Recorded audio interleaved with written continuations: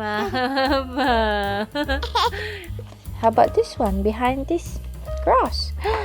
Dalawang tao ang nagtanong sa akin over the weekend kung gusto ko pa daw ba ng isa pang anak. Do I want another baby? And that whatever His plan for our lives, then let His will be done. Anyway, hi Aliyah! How's your nursery?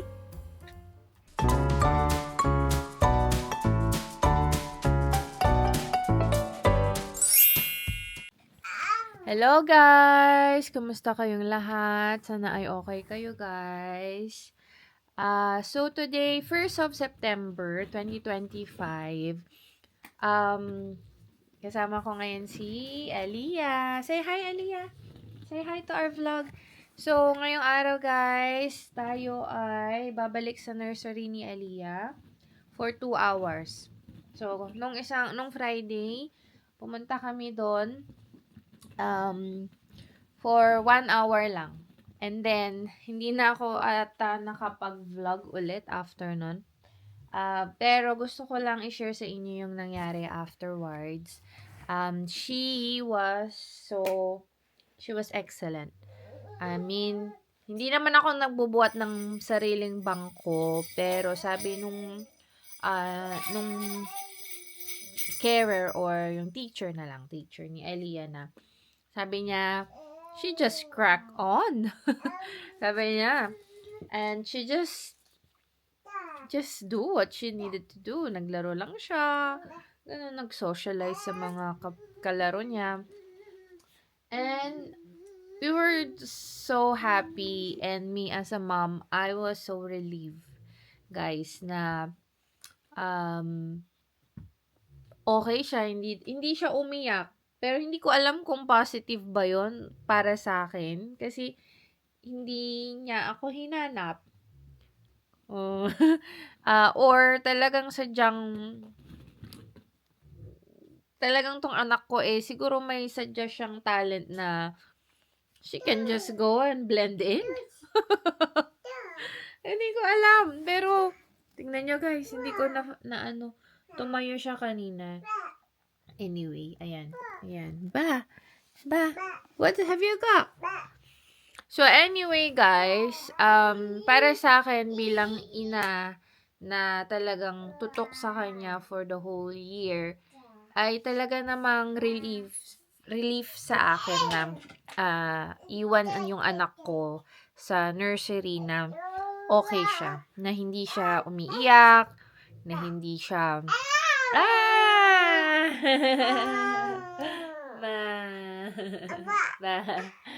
na hindi siya yung iyakin, na kaya niyang mag-cope up sa changes sa life. Because it's a big step, isn't it, anak? It's a big step for us to leave her at the nursery. So, today, guys, pupunta ulit kami. Ayan, so, talk to the guys. Talk to the... Yeah. Mama. No, not the camera. Say, Mama. Wow. Can you show Mommy? Where's the red ball? Where's the red ball? Red. Aliyah. Red. This is red. Red. Ta? This is purple ball.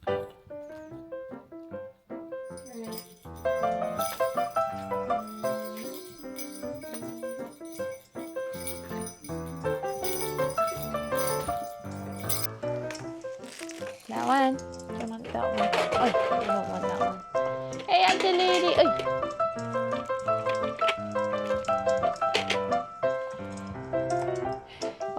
What are you doing? Yeah? You want to play that one? Yeah? Ito ang kanyang ginagawa, guys. Talagang nagtatapon-tapon lang siya ng mga toys. Ganun.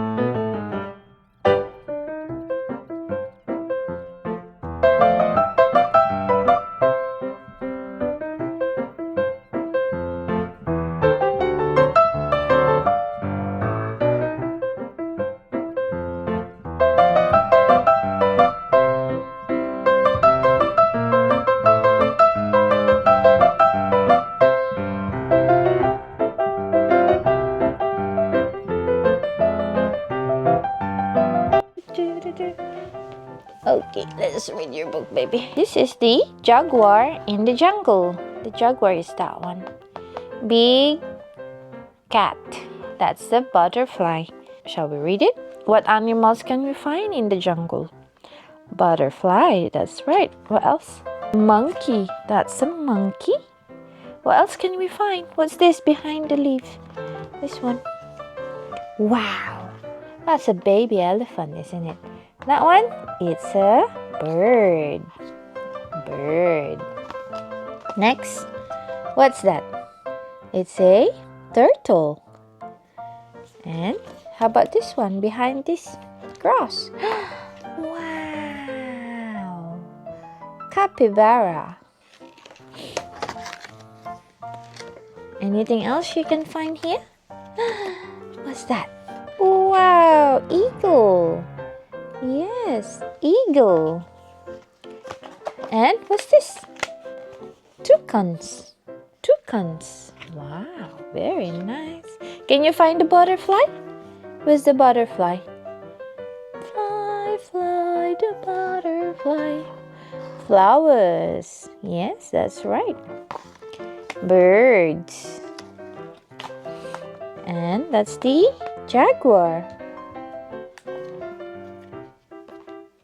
Where's the snake? There's the snake. Snake. Where's the frog? Frog. Ants? There. Where's the butterfly? There. Butterfly. That's right. Monkey. That's a monkey. Where's the bird? Tweet, tweet. Tweet, tweet. Where's the alligator? Po kami, kaya hinahayaan ko.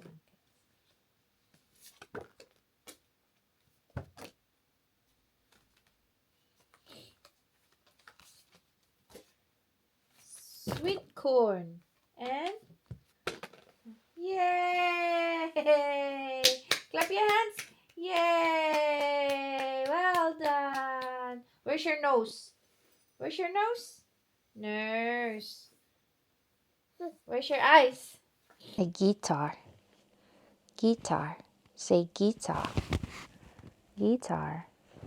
Oh, oh, what's this? It's Alia's favorite vegetable. What's this? Carrots. Yeah, you had carrots last night, didn't you, baby? Yeah, you had carrots. What else have we got here? Submarine. That's a submarine. Train. Daddy had a train last weekend. He took the train. You haven't had the train. You haven't ride on a train. Oh, what's this, Aliyah? Tell Mama. What's this one? It's a duck. Quack, quack. It's a duck. Quack, quack. It's a duck. Quack, quack. Can you hold it? It's a duck. Quack, quack. It's a duck. Quack, quack. Exactly. That's right.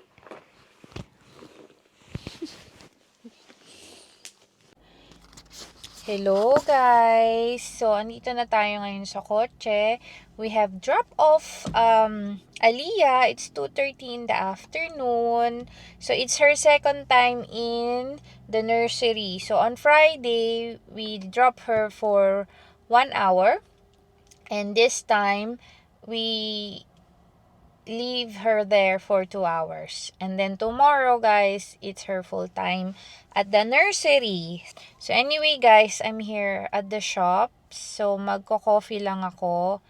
And then I will be doing some admin works and editing. Ayan. So let's go. Sama kayo sa akin, guys. Let's go, let's go. Dito tayo. Ayan yung mga shops. Diyan tayo pupunta sa next. Ay, hindi pala kita. Ayan. Tara na. Ang dami kong gamit. Dinala ko yung laptop ko, by the way. Let's go.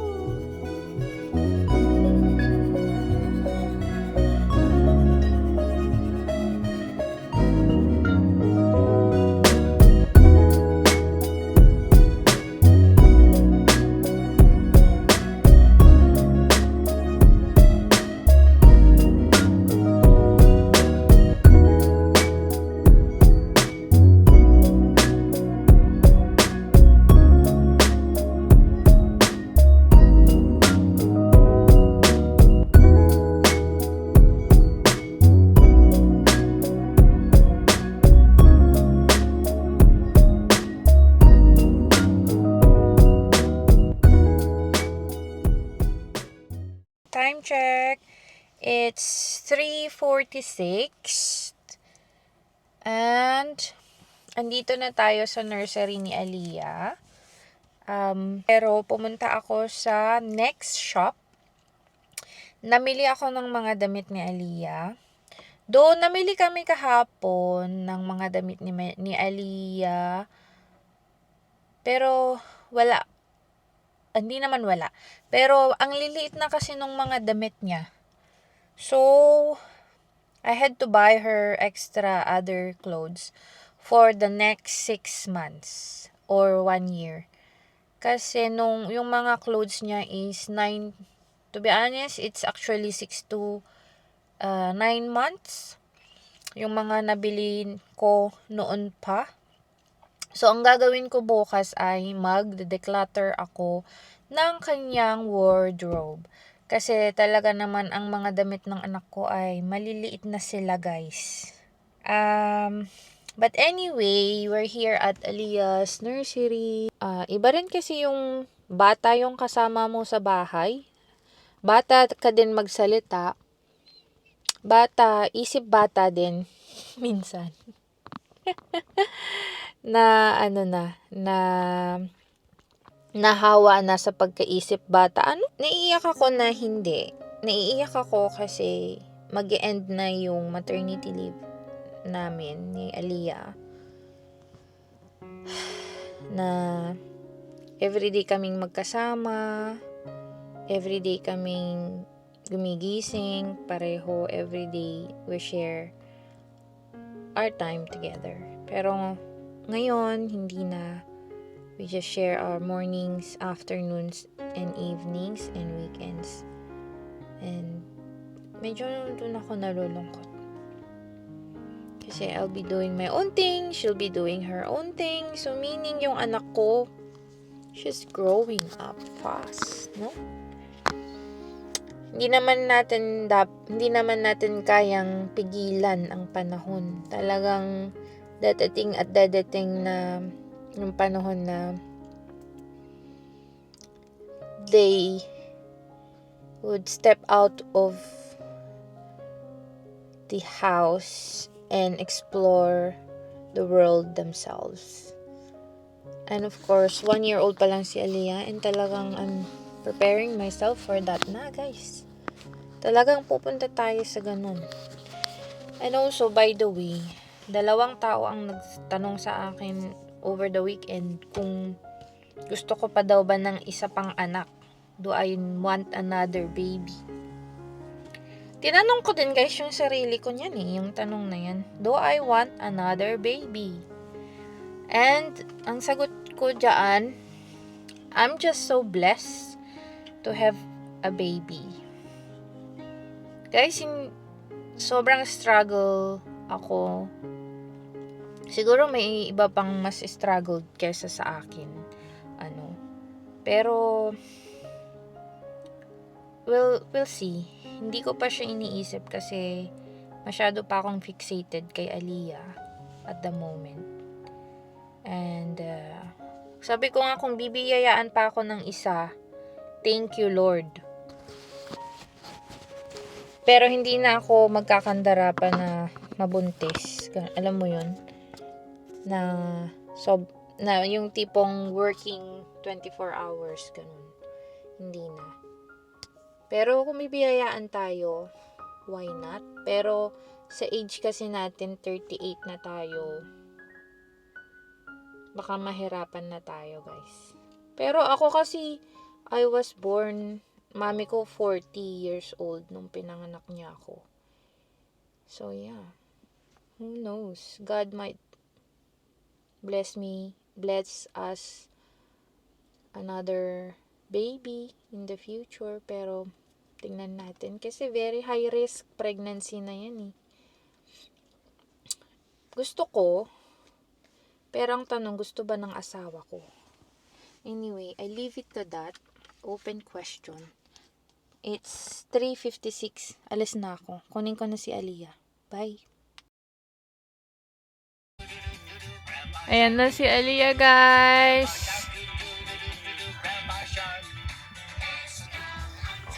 Right.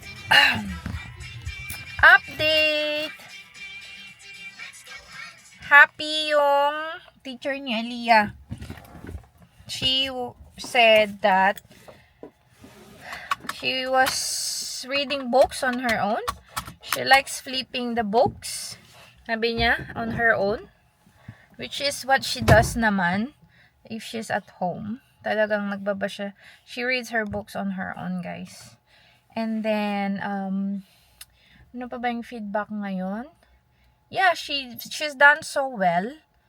And, medyo, sabi niya, medyo naging tired lang siya mga 15 minutes ago. Then, kinadal lang daw siya. Then, nakatulog na siya. So, yun yung sabi nung teacher.